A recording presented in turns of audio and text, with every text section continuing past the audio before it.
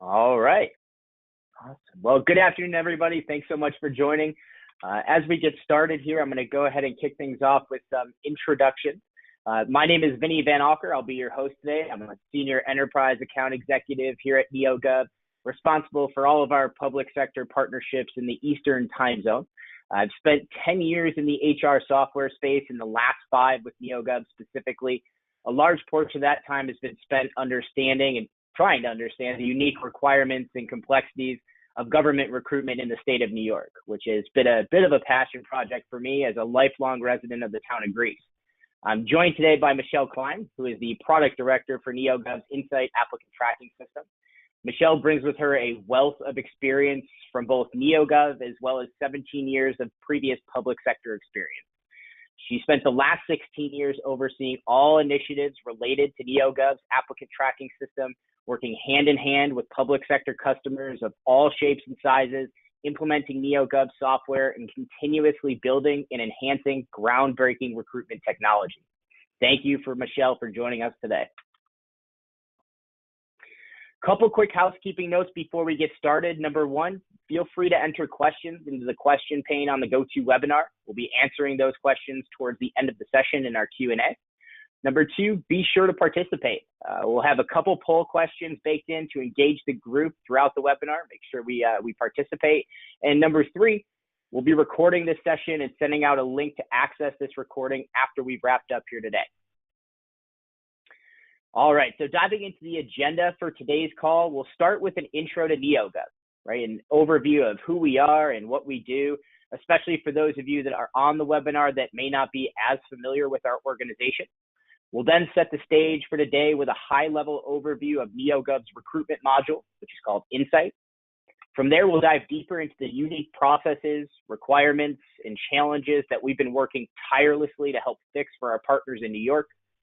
I'll then turn it over to Michelle, who will take us through a virtual tour of these brand new and revolutionary features within the system. And lastly, we'll wrap it up with a Q&A as we close out our session. So to kick things off, we'll start with a quick synopsis of just who NEOGOV is and what it is that we do. So if you're not familiar, NEOGOV's been around for just a little over 20 years, born in 2000 with an exclusive focus on government. And that continues to be our biggest differentiator and really our niche when it comes to the software space. In the time since, NEOGOV has entrenched itself as an industry leader in HR and employee management technology with over 6,000 government agency customers across the country. NEOGOV's platform provides end-to-end automation on the talent management front, from recruitment to the onboarding of new hires, forms and process workflows, to performance evaluations and employee development and training.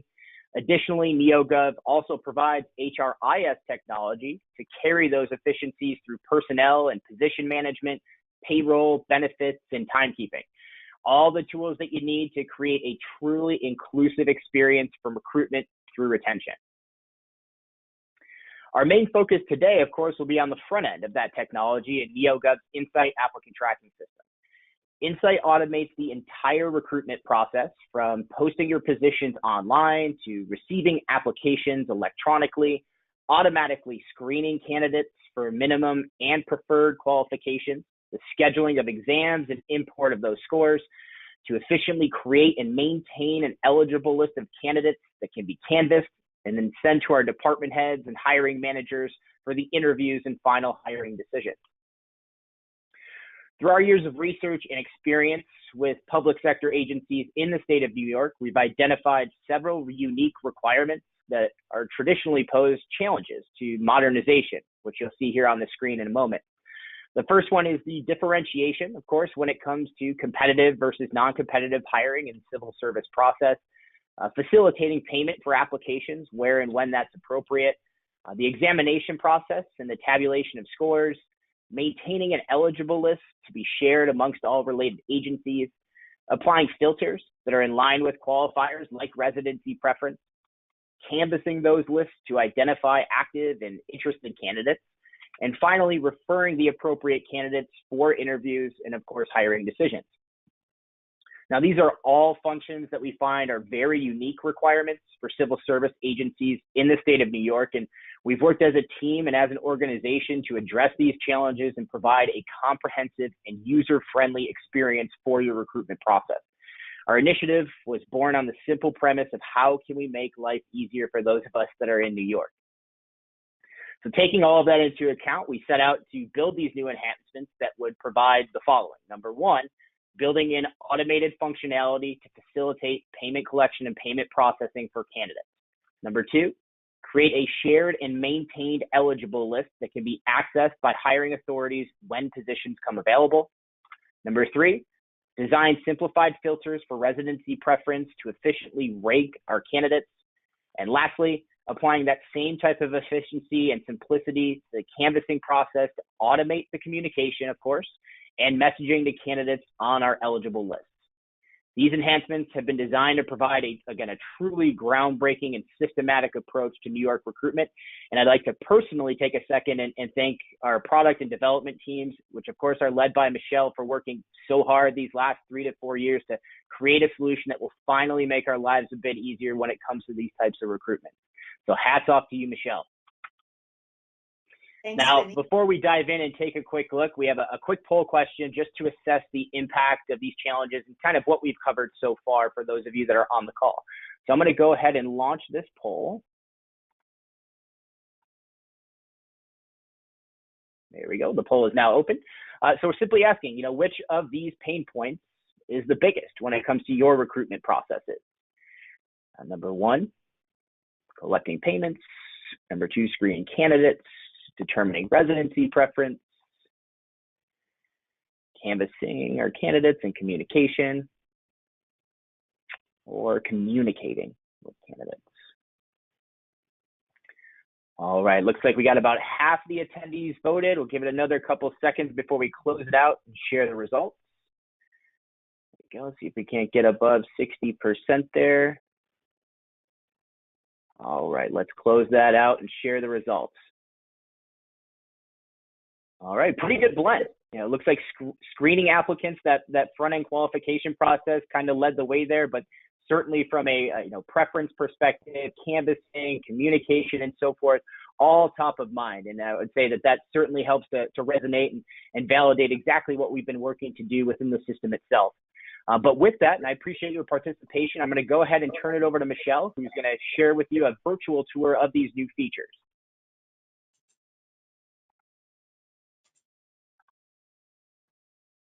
You're passing the wand over? I am passing the wand. There we go.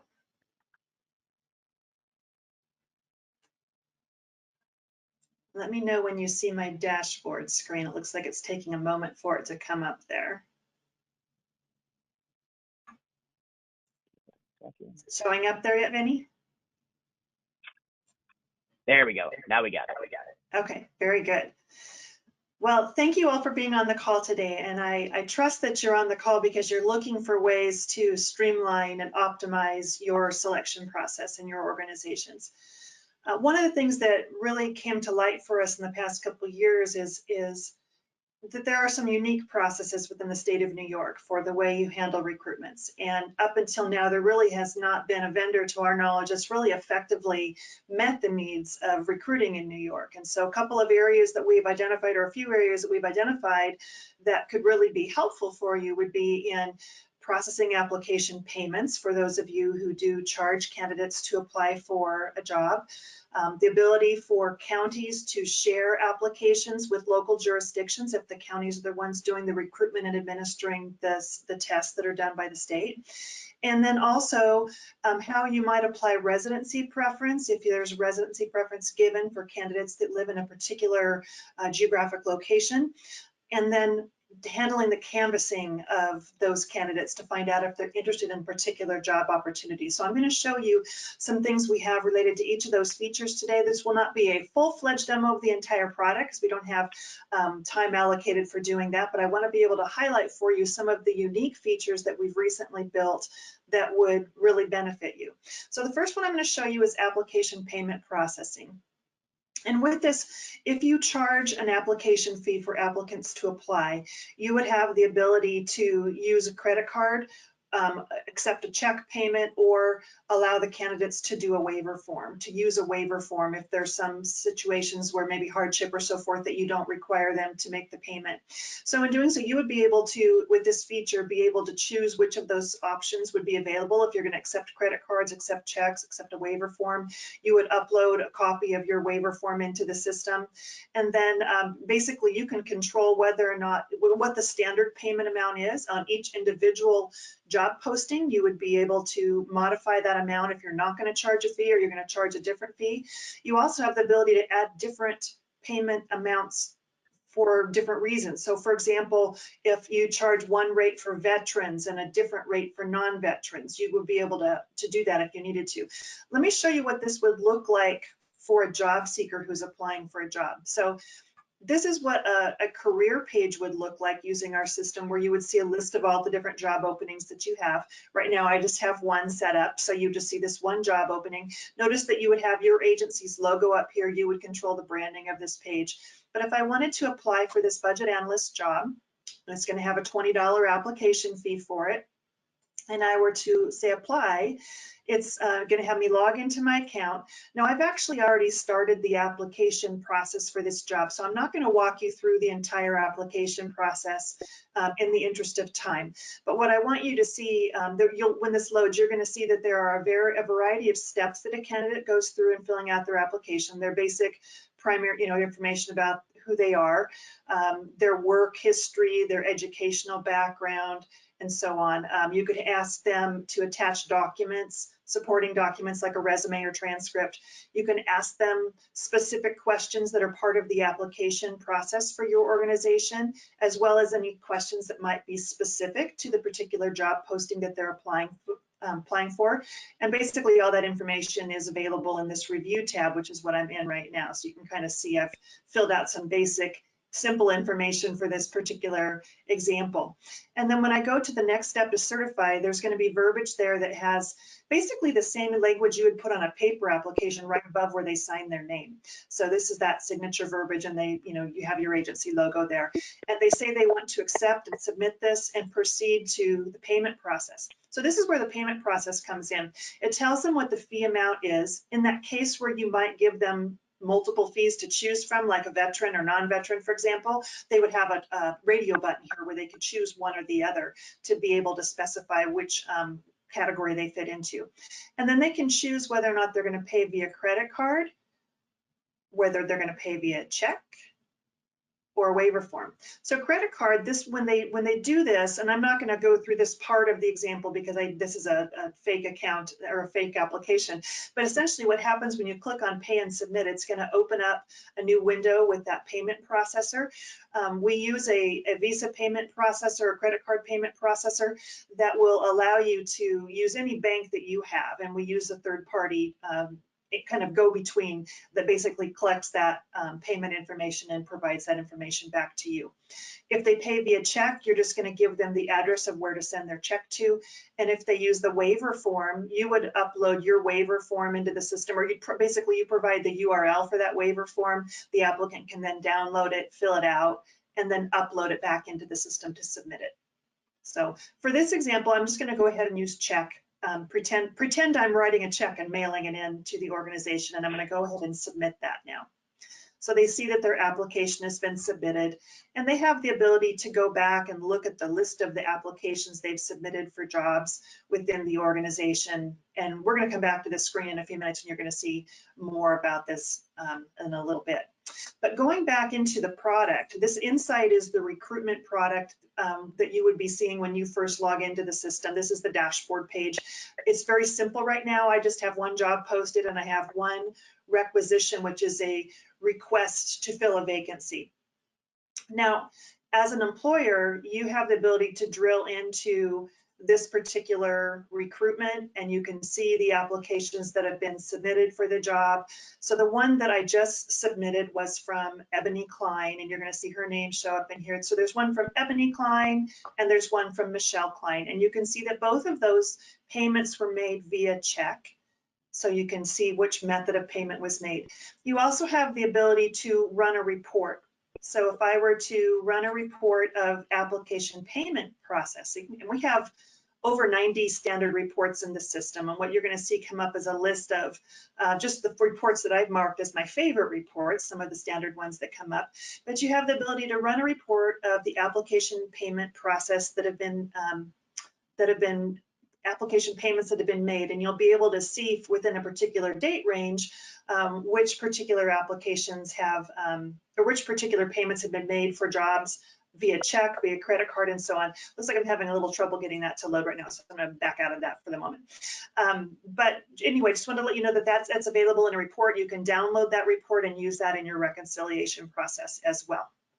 I'm going to move on now to talk about how you can handle recruitments and share your list of eligible candidates between different agencies. So I understand that in many cases in New York, the counties are responsible for posting jobs and administering the tests, the civil service tests that are controlled by the state of New York, and that oftentimes the list of eligible candidates are being sent out to local, either to county departments or sent out to local jurisdictions, whether those are towns, villages, cities, school districts, library districts, fire districts, whatever types of smaller organizations reside within that county.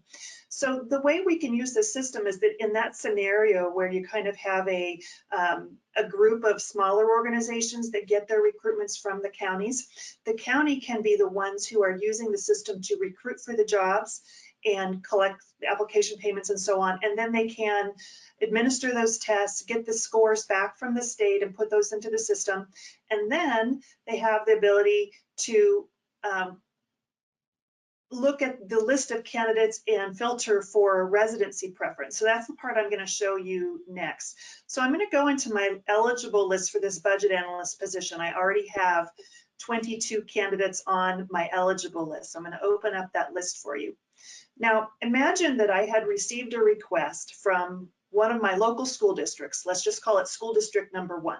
And school district number 1 is looking for a budget analyst. So they've submitted a requisition already for this. So when I look at my list, I'm seeing 22 people, but I don't necessarily know whether or not these people reside within school district number 1 or not, and school district number 1 has a residency preference where they give preference to people that live within that school district. So I'm going to choose a residency type, and you're going to see several different types of residency type. These would be configured by your organization. I'm going to show that to you in a minute. But let's just say for a moment that we're choosing a school district residency type, and then I'm going to choose from my list of school districts. I'm looking for school district number 1. When you look at this list, what I want to point out to you right now is you see a column for residency rank, and they're just ranked 1 through 22. When I click this sort button, you're going to see a new column appear. So I want you to notice that that column is going to show up for resident to show whether or not they are a resident or not of school district number 1. So here we go. You see the first 7 people are residents of school district number 1, and they are ranked at the top of the list. This list has been set up to be sorted by resident and then by their total score. So you're seeing 95 down through 72. And then when we get to our non-residents, it's 100 down through 79. Okay, so my residents are at the top of the list.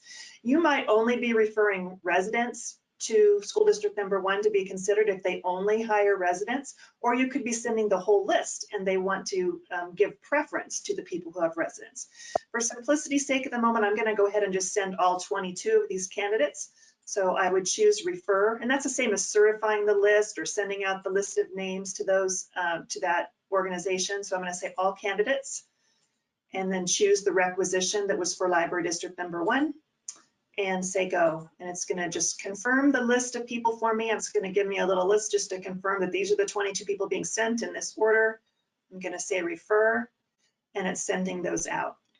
Now, I mentioned to you a moment ago that you have questions that you set up in the system. And so I want to show you how I set those up just so you can get a quick look at this. You're going to set them up one what makes sense for your organization. So in my case, I set up one question for city, one for library district, and one for school district. And on each of those, I can specify what the values are that would be used for that. So any of the different geographic breakdowns that you might use for wanting to determine residency preference, those would be the questions that you would want to set up in the system. So you can see I just listed a bunch of cities here. And And you might notice also that in the example of the library district, you might say, well, but how do my job seekers know what library district they reside in? You know, very few would actually know. Well, you could include a link to a map if you wanted to. So here's just a quick example. If they clicked on this link, it would pop open a page to show them where that library district is. And of course, in a demo, it's not going to work when I click on it. There we go. So this is just an example. You could put in a link to a page that would show a map that might show them what district they were in. All right, now a moment ago, I referred these candidates out to library district number 1. I sent 22 candidates over to library district number 1. As library district number 1, if I look in my email real quick, let's see if it'll show up here. I received an email that is telling me that some candidates have been referred. So I now know that I can log into my system and go in and check out these candidates that have been referred. So let's close out of that. And what I'm going to do now is I'm going to put on a different hat. I was playing the recruiter at Northeastern County. Now I'm going to put on a different hat and imagine that I'm logging into the portal that library district number 1 logs into. This would be what we call the online hiring center.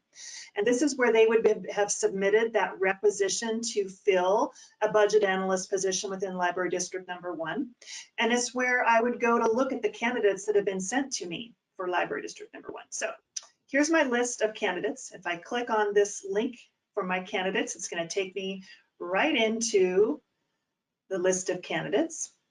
And here are my 22 people. So what I want to show you now is that my first candidate on the list was McKenna Schuyler, and Chad Lewis was had the highest score, but with a non-resident. So this one is going to be like lower on the list. So let's say that I wanted to send out the canvas letter to the top people on the list. And I'm just going to send it to a few right now. We could send it to more. We could send it to all if we wanted to, but I'm just going to do a few at the moment just for sake of the demo. I would choose an action up here to send an eCanvas form. Okay, so sending the eCanvas form. Think about how much time when you're canvassing, how much time does it take you? Well, first of all, how much time did it take you to get that list from the county? And for those of you that are counties, how much time did it take for you to go through and determine residency preference and send that over? You saw that I did that in just a matter of a couple of minutes when I was showing it to you. Now we're going to send out canvas letters. And if you're doing this on paper currently, you're creating a Word document or something to create these letters, printing them out, stuffing them in envelopes, mailing them. Takes a couple days for them to be received. And then you're waiting for people to fill them out and send them back, right? And then you have to go through all those written copies. So this is going to show you how lightning fast this can be for your organization. So we create a canvas form for your organization. We're going to create this for any of you that sign up for this. We put your logo in here, basically your letterhead top that goes in the top. And you can customize the verbiage that's going to be in the letter. And then this availability statement, it's going to be customized for whatever options you want to have for your organization. So this is a fairly standard one. I'm available for the position that was described above. I'm not available because, and whatever reasons you define for that, or I'm temporarily unavailable because, and you have the candidate respond with the reason there. And then we give them a place to put in their phone number to sign it. They're going to be able to sign it electronically. And then there's a page for instructions for them. And that would basically be like if on a paper form, you might have this on the back of the form. You would be able to give us the language of whatever you want to have go into that form. So let's say that there's a county with 15 different local jurisdictions. All of those templates would be set up for each one of those local jurisdictions in our system. And when you go to send it out, you would only see the ones that are relevant for your organization. So if I'm library district number 1, I'm only going to see the option to choose the canvas letter for library district number 1. Putting in a due date, I'll just go ahead and pick a date on the calendar. Let's just make it end of next week. And then for this specific opening, I'm going to be able to put in some details. Like this is, Northeastern County has an opening for a budget analyst in the finance department at library district number 1, whatever. I mean, you can put in whatever verbiage you want there that's going to feed into this letter. Whatever you put in there is what's going to end up showing up in the letter when you go to look at it for a sample candidate. So I can basically put in there, this is a job in this organization. These are the working hours for it. So they know exactly what it is that you're asking them if they're interested in it. Let's just go to the next tab now. Notice I've got 2 steps here. So I'm going to go to the next tab And then the next part is to send out the letter. It's like, what's the verbiage that's going to go into the letter or the email that they're going to receive telling them that you have a Canvas form. So this letter is totally customizable by you. This is just a sample one for you to say, you know, we've received your application from Northeastern County. Basically, Library District number 1 can have their logo in here that goes out with this. If you want to be interested, if you want to be considered for it, you'll need to fill out this form, and we give them a link to get to that form. So let's go ahead and submit this. This basically is going to generate those letters to send that out. So literally it was just a couple of clicks from me to send out those canvassing letters to all of those people, and they're going to receive them within a few seconds of when I hit the send button. So notice that those 5 Canvas letters went out. You're having to probably keep track of the fact that you sent letters out to all these people. This is your proof that it was sent out to all those people, and you would be able to drill into the detail of those notices to show that. And that information would also be available for the county to look at within the recruitment side of the system. So this information that you may be doing in local jurisdictions and sending back to the county for verification, it doesn't have to be sent anymore. It's just available automatically to them. Now, one of the candidates that applied was Ebony Cline. And if we look at my email, you'll see that I've got a new notice now about a Canvas letter. Let me look for that real quick. Okay, hang on. Let me just take a look here. So this is the notice that we just sent out. Okay, you saw it as the employer. Now Ebony, as the candidate, is receiving this notice and can click on the link to get into the application process. So if she clicks on the link there, it's going to take her into the application process. So she can see, I mean, say the application process is taking her into the portal of where she applied for the job. So this is the application that was submitted a few months ago, and I just sent a canvassing letter out for that. So she'll click on the link for position open and get a chance to see that canvassing form. Does it look familiar? It's what you saw as the employer a few minutes ago. So now she can look through the options here. If she says I'm not available, she can click on that and it'll give her a box to fill that out. Or if she says I'm not available because, she can choose a reason or say other and fill out why. But let's say she's available. She wants this job. So she's going to say I'm available. She puts in a phone number and then signs the form. Whoops, I scrolled too far. Let me back up. All right, so signs the form. She's got the option of either auto-generating her signature like this, just clicking a button to do that, or drawing the signature. So just so you can see what it looks like. And I know I can't draw very well with my mouse, but just so you can see that they can do that if they choose to. And then click Save, and then submit it. And once she submits it, she can see that her Canvas letter was submitted. She has the ability to any time to go back and click on View Canvas to take a look at that letter, see what it was that how she responded. And the beauty of this is that as soon as she did that, immediately as the employer, now I'm going back into the employer site, I'm going to refresh this page for you to see, you're going to be able to see immediately the response. You didn't have to wait for her to mail it and for it to come in the mail and get opened and so on. And it's right in the system for you to see what her response was. So you could drill right into that list as soon as it loads here, and you can see that her Canvas letter was received. You click on that and you can view that right on the form. You can see exactly how she sent it along with her lovely signature. Okay, now this is all from the purview of Library District number 1. I want to show you from the perspective of the county now, or the employer who is managing the recruitment process. If I go back over to Insight, I want you to see that you can also see that information there. So if we go back into that referred list for that particular recruitment, the referred list is the list of candidates that were referred to a particular requisition. And in this case, that was the requisition for Library District number 1. If we look at that list, you'd have the ability to see notices that were sent out. So I can see that any one of these had their Canvas letter sent out to them. And I'd be able to see, look at that and see when it was sent. If I view that, I'll just pop in there so you can see it. I've actually sent this letter to her many times, just in terms of different demos that I've done. But you can see that the Canvas letter was sent out at this particular date and time. And I can also see her submitted response to the Canvas letter. So this little link right here allows me to view that Canvas form. So it's going to open it up in preview mode, and I can see the response there as well. So as well as seeing the Canvas forms were sent and the responses to those, I'm gonna go ahead and close this, but basically it opens the same view of it. I can basically also look at all of the different actions that have been taken on this list, so I can see, okay, a hire was made for candidates in the top 3 who responded on the Canvas letter, just to ensure that your policies are being followed for what you have to do in terms of meeting your state and local requirements. So that's the demo of all of those features. I hope that that looks exciting to you. I think you can see that it probably could save you a lot of time. One piece I do want to quickly go back to, because a lot of you in your poll response earlier indicated that screening applications takes a lot of your time. So if you're not familiar with our product, one of the things that I just want to highlight for you is a little bit about how our exam process works. If you were to go into a particular recruitment, this is that budget analyst recruitment, you have the ability to set up in the system any of the different stages that you have in the process. In this case, we kept it pretty simple with an application received step where the applications land when they're received, going through minimum qualifications screening, and then going on to a test. You can have as many or as few steps as you want there.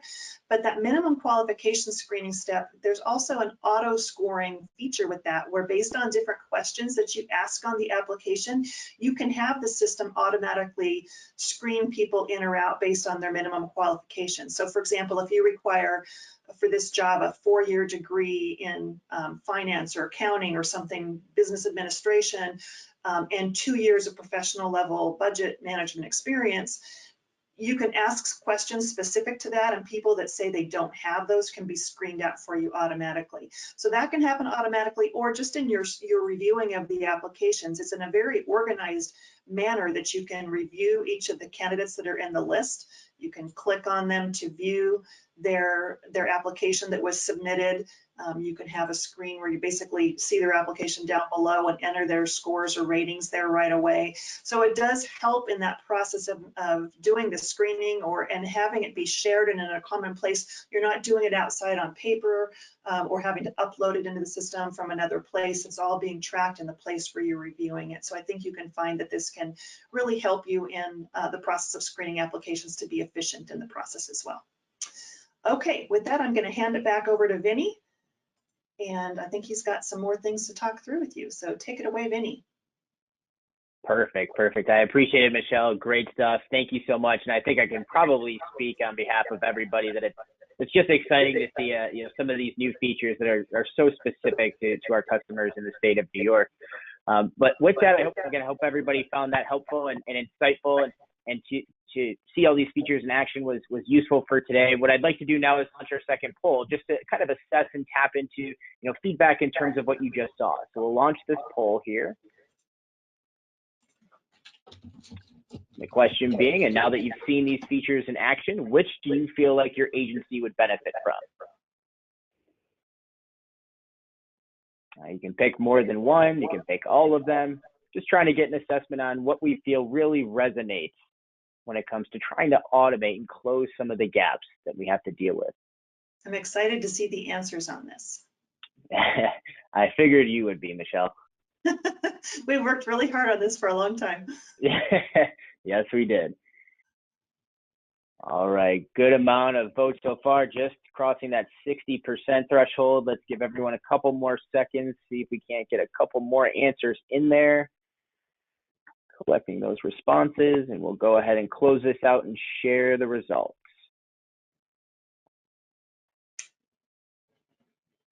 There we go. Again, another pretty good cross-section, and it looks like the components of sharing eligible lists amongst agencies, certainly a big one, along with canvassing. I have to tell you myself, my personal opinion, canvassing is such a rock-solid feature that can cut down on so much time that gets spent collecting, sending those letters, and making sure that we track everything appropriately. So any insights here, Michelle, now that you've seen a little feedback from the group? Well, I like what you're saying about the canvassing. I think with both residency preference and canvassing, the idea that you can get those candidates to the hiring managers so much faster than you can with the paper process, and then the canvassing, getting those sent out and collecting them back, you can shave, well, one, you can save so much time as recruiters in that process, and two, you can really cut down the duration of the time it takes to fill a position, because you can get rid of all of that US mail processing that you're doing by doing this online, which is exciting. The other thing I wanted to bring out was that last item about improving communications with candidates. I didn't mention this when I was doing the demo, but one of the things we have in the system, you saw how easy it was to send out the canvassing letters. You can send out notices like that at any stage in the process via email rather than paper mail. And we've recently added the ability for text messaging as well. So if you wanted to send text messages to candidates, just to have that good communication back and forth and that quick response that they're going to be more likely to see faster than they would in email, because people tend to have their phone nearby and see text messages quicker than they might see emails. Those are some really powerful tools that the product offers as well. Agreed. And great point there to really close the loop. I think just in general, we're just so excited to bring this technology to the market. It's something that's, completely proprietary and new, and it's just such a great time to try and revolutionize some HR and personnel management in county government in New York. Awesome stuff, Michelle. Thank you. And we'll finish up today's session with a quick Q&A. Looks like we have a couple questions I've been monitoring here on my other screen from the group. And Michelle, I'll send a couple your way. First one, pretty simple. When is this going to be available? Is this something that's available now? Is it in the process? Where's everything at from a technical standpoint? Yeah, I'm glad you asked. It's available now. We had this actually completed earlier this calendar year, but COVID kind of hit hard in New York. So we kind of just put it on pause for a little while, but it is available now. Everything I showed you was in our production environment. So you have the ability to use it currently. Ready to rock and roll. Ready Perfect. to rock. Number two. If an agency decides they do want to utilize these features, and I'm paraphrasing the question, how do they get eligible into the system? How does that process of transition happen? Can we continue to use what we have? Do we start from scratch? What does that look like? Right. Another great question. So with eligible lists, I understand that in New York that those are oftentimes, or I don't know if they are for statewide or not, but valid for several years. And so if you were to start using our product, you'd be like, okay, well, we can use it for recruitments going forward, but what do we do for these lists that are still valid for a long time? So we have addressed that. We are working on an import tool that will be completed by this fall that will allow for customers who sign up to use the system to import their existing eligible list into the system, where you can basically bring in, the names, address, contact information of those candidates, bring in their scores that they had from their state test, how long they're active on the eligible list, and so on, so that you can get them right into the system so that you can start referring those lists of candidates out. You wouldn't necessarily be able to view their full application in the system, but you'd have all the necessary contact information to know who they are and how to get in touch with them. And you would also be able to canvass them. Even though they didn't apply online in our system, we'll have it set up to where it'll send the canvas form to them, and they can click on a link from their email and fill it out, even though they're not logging into the product to do it like online applicants would. So Those will be available in a couple of months. Awesome. And I know we touched on this briefly in your kind of synopsis and summary of what you had covered interactively, but a question came through revolving around sending a notice or a statement that notifying someone that maybe their check hasn't been received. And if it isn't received by a certain date, that we can then go in and disqualify that candidate because we have not received their payment. Is there a way to send that type of notification? Absolutely. So when they apply for the job and they apply via check, you saw earlier that you have the ability to look at that list of candidates and see who's applied via check, who has applied via credit card. If you wanted to have a step where you're just sort of verifying payment for applicants and you move them through once the payment's been received and everything, you can do that, and you can keep people in that step until their checks have been received. You can send a notice out to them, and you can control the message in that notice saying, we haven't received your check is due by X date, and so on. You could also, in that verbiage that you had for the address for where the check needs to be sent to, you could also put in there something like, your check needs to be received within 7 days, or whatever, how long you're going to give them for the payment. You could put that verbiage up front for them. And then when you send out notices later, you can also let them know that, you're still awaiting the check and that they won't be moved on in the process until that check has been received. Perfect. Sounds like a lot of support when it comes to communication and tracking. One final question that came in that I'll take myself. A question just around being able to essentially use a component of NEOGOV's technology. We started today's conversation with a general introduction to who we are and what we call our platform, right, which is end-to-end employee management from recruitment through retention. So I believe if I understand the question correctly, just is this something that we can maybe just use the recruitment tool? And the short answer is absolutely. And a lot of our customers do start that way, and prioritize projects based on support and as much as funding will allow, of course, as we know very well in government, and scale those projects going into the future. So short answer, absolutely. If you like what you saw today, that is absolutely something that can be carved out and implemented as its own system. So with that, again, those were the majority of the questions that we had listed out there. I will wrap up again by thanking everyone for joining and participating here this afternoon. Thank you to Michelle for taking us through the technology and being such a pioneer in the industry in general. If you'd like, you can feel free to connect with Michelle and I on LinkedIn. This will be provided as a takeaway from today's conversation. Or if you'd like to take a closer look, you'll receive an email to schedule a demonstration in a more maybe intimate setting with your account manager. But with that, we'll let you get back to it. We hope you have a great rest of your noon, and thanks so much for joining.